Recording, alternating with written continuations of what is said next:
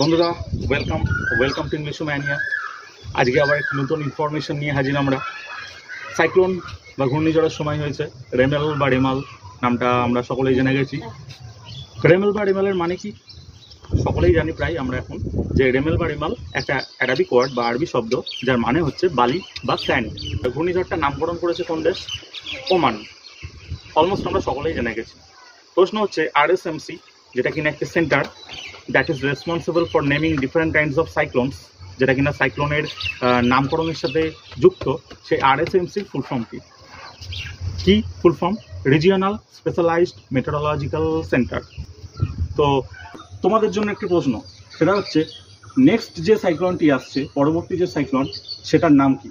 আর next যে সাইক্লোনটি আসছে সেটির নামকরণ কোন দেশ করেছে? তোমরা কিন্তু অবশ্যই কমেন্ট সেকশনে কমেন্ট করে জানাবে, আর আমরা কিন্তু প্রতিনিয়ত নিজেদের আপ টু ডেট রাখবো।